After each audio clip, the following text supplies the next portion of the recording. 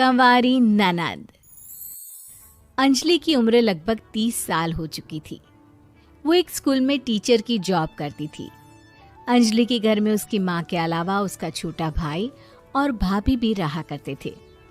30 साल की उम्र होने के बाद भी अंजलि की अब तक शादी नहीं हुई थी। इस बात को लेकर अंजलि की माँ रुक्मिणी देवी काफी परेशान रहा करती थी। माँ, मैं स्कूल जा रही हूँ, जरा मेरा टिफिन तो दे दीजिए। अब क्या पूरी जिंदगी मैं तुझे टिफिन बनाकर देती रहूंगी? अरे कुछ सोचा भी अपने बारे में या बस ऐसे ही? क्या माँ, सुबह सुबह फिर वही बातें लेकर बैठ गई। माँ गलत क्या कह रही है अंजलि दीदी? इतनी उम्र हो चुकी है आपकी, माँ कब तक आपकी सेवा करती रहेंगी? भाभी, मैंने माँ को कब कहा कि मेरी सेवा करो? वैसे भी अपना टिफिन मैं खुद तैयार कर लेती हूँ, बस टेबल से उठाकर देने को ही तो कहा था। वैसे अंजलि दीदी, देखा जाए तो टिफिन उठाकर देने की उम्र तो आपकी है। आपका अपना घर परिवार बच्चे होते तो ये जिम्मेदारी आज आप पूरी कर रही होती।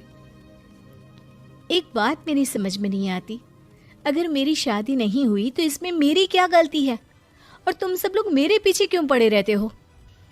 अरे कुछ कहना क्या, पीछे पड़े रहना होता है। अपने छोटे भाई को देख, तुझसे 3 साल छोटा है लेकिन 2 बच्चे खेल रहे हैं आंगन में। मुझे आप लोगों की कोई बात नहीं सुननी, जा रही हूँ मैं। और आप में से किसी को मेरा कोई काम करने की जरूरत नहीं है, मैं खुद संभाल लूंगी। इतना कहकर अंजलि वहां से चली जाती है। शाम को जब अंजलि अपने स्कूल से लौटकर घर वापस आती है तो उसने देखा कि पड़ोस वाली निर्मला चाची वहां पर बैठी हुई थी। क्या बात है अंजलि बिटिया, नौकरी करके वापस आ गई? जी चाची जी, कैसी हैं आप? मैं तो ठीक हूँ बेटा, तुम बताओ शादी के बारे में कुछ सोचा या नहीं? अरे रहने दीजिए ना, इससे तो शादी की बात करना ही बेकार है। कुछ भी कहो तो गुस्सा करती है, बात बात पर आंखें दिखाती है। माँ, आप ऐसा क्यों कह रही हैं? मैंने कब आप पर गुस्सा किया? अरे अंजलि बेटा, तुम्हारी माँ ठीक ही तो कहती है। 30 की होने आई हो, अब तुम्हें भी शादी वादी कर लेनी चाहिए। चाची जी, आप तो ऐसे कह रही हैं जैसे शादी करने से मैंने मना किया हो। रहने दीजिए निर्मला चाची, हमारी अंजलि दीदी को अभी तक उनकी पसंद का दूल्हा नहीं मिला ना, इसीलिए वो शादी नहीं कर रही। भाभी, ऐसी कोई बात नहीं है। अरे तो फिर क्या बात है? तुम्हारी माँ ने तुम्हारे लिए इतने रिश्ते ढूंढे लेकिन तुम्हें कोई पसंद ही नहीं आता। क्या है ना चाची जी, हमारी ननद रानी नौकरी जो करती है ऐसे ही थोड़ी ना किसी को पसंद कर लेंगी। अरे भाई, नौकरी का घमंड है तो बात अलग है, कोई और बात हो तो बताओ, कोई रास्ता निकाला जाए। नहीं नहीं चाची जी, कोई बात नहीं है, बस मुझे अभी तक अपनी पसंद का कोई मिला नहीं है। सुन लिया आपने, इस लड़की के तो पर निकल आए हैं और इतनी उम्र में अपनी पसंद का कोई मिलेगा भी नहीं इसे। माँ, आप मेरी शादी को लेकर हमेशा मुझे ताने क्यों मारती रहती हैं? अपनी माँ की बातें तो ताने लगती है। ताने हैं? बताओ, मैंने कुछ गलत कहा क्या? देखो, ये सब छोड़ो, मेरी दूर की बुआ का बेटा है, उसकी अभी शादी नहीं हुई है, उम्र होगी कोई 34-35 साल। आप कहें तो बात आगे बढ़ाऊं? अरे हाँ हाँ, क्यों नहीं, ये भी कोई पूछने की बात है। अरे जल्दी से लड़के को यहाँ बुला लो। माँ, आप मुझसे पूछे बिना मेरी शादी की बात करने जा रही हैं और मेरी उम्र 30 भी पूरी नहीं हुई है। निर्मला चाची कह रही है कि वो लड़का 35 साल का है। अंजलि दीदी, आपको क्या लगता है इस उम्र में कोई फिल्म का हीरो आएगा आपके लिए? देखिए, अब पसंद और नापसंद की बात तो रहने दीजिए, पसंद करने की उम्र तो आपकी निकल चुकी। अब तो जो भी मिले उसी से शादी कर लीजिए, इसी में भलाई है। तेरी भाभी बिल्कुल ठीक कह रही है। अब जैसा रिश्ता मिले उसके लिए हाँ कर देना, ताकि हम भी गंगा नहाए। ठीक है, चलिए मैं उस लड़के को कहती हूँ, वो कल ही अंजलि को देखने आ जाएगा। अगले दिन निर्मला चाची के दूर का रिश्तेदार अंजलि को देखने उसके घर आता है। उसका नाम था अजय।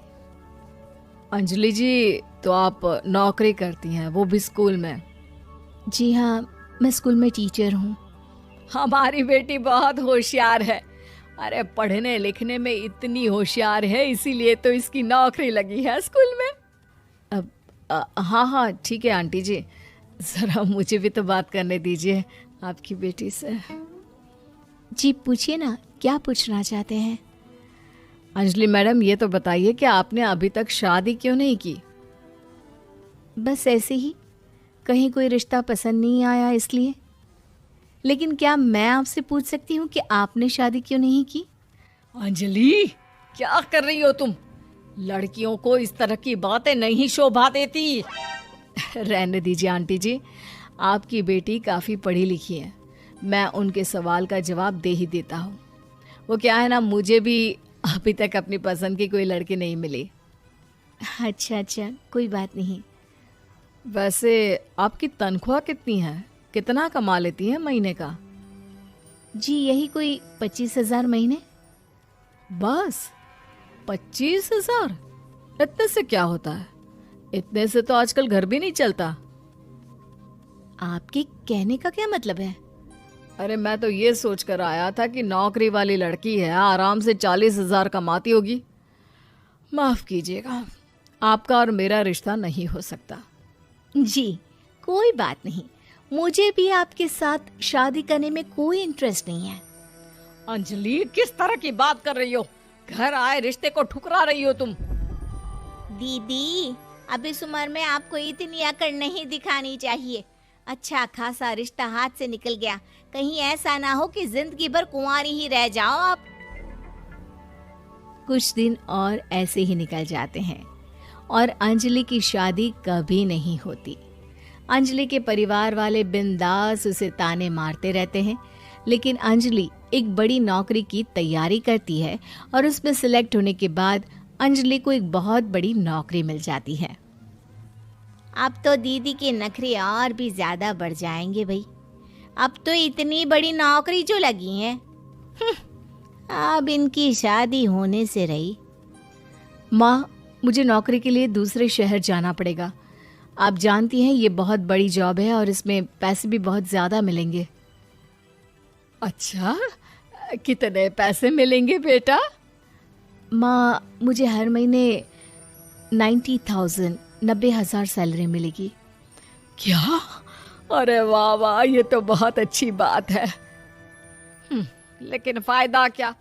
कितने भी पैसे मिले, शादी तो हुई नहीं ना तुम्हारी।